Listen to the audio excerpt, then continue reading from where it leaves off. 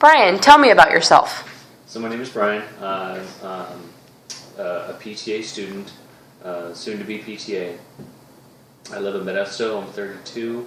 I have an older sister that has 3 kids, so I have 3 nephews. I really like to do things outdoorsy things. I like to have an active lifestyle and go to the gym, and really like to do things outside, and like to do those things for fun. So. Okay. Well, what are you looking for in a work situation? What I'm really looking for, and probably the most important thing that I think that I would want, is to get into a job or have be in a type of setting that I'm not going to get tired of. I'm not going to see the same type of injuries over and over and over again. I would really want to see a diversity of things that I'm going to see, and a diversity of patients, whether they're geriatrics or middle-aged people. So I think the diversity would probably be the most ideal of a situation. Okay. What is important to you in a work environment?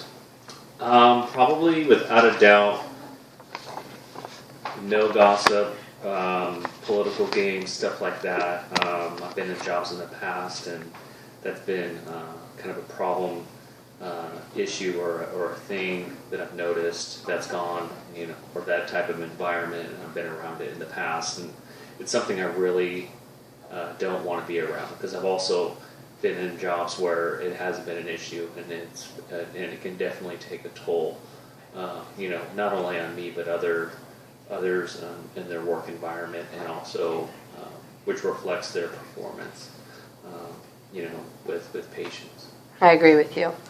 Describe a negative work experience you've had.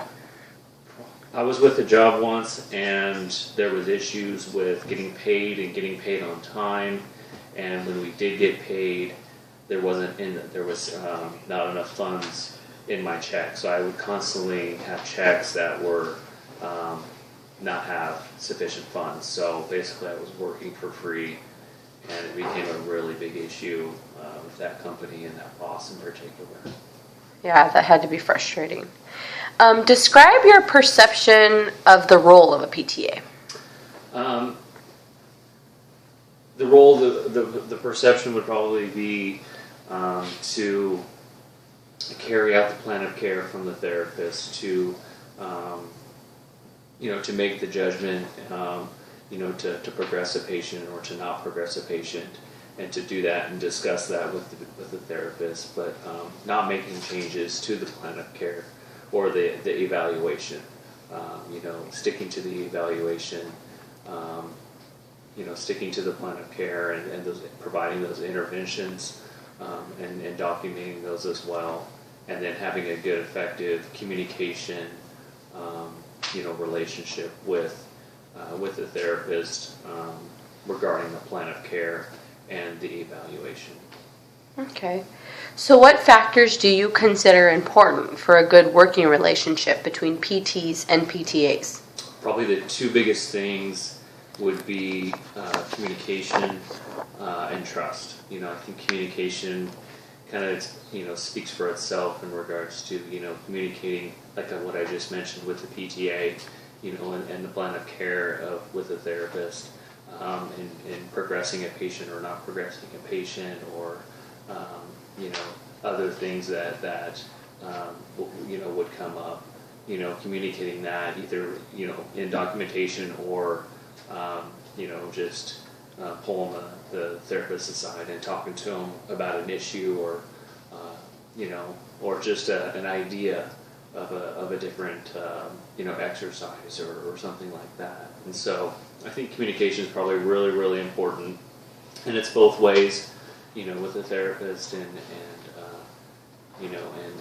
the PTA. And then trust is like kind of piggybacks all that. It's the trust comes with that with the PTA has to really earn the trust, that the PTA is going to carry out that plan of care that the PT wants, and that they initially do in the eval, and so I think that's really important.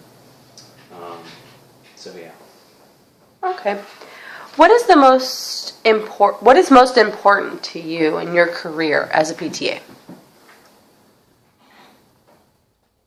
Being really comfortable in a job setting, being comfortable with the type of patients that I'm going to be working with, the type of injuries that that I'm going to be around, the work environment, the people, that other therapists, other PTAs, and most importantly, the therapists that I'm going to be, closely working with would probably be the most important. Okay. What new programs would you like to be involved in developing within our department? Probably programs helping younger or helping students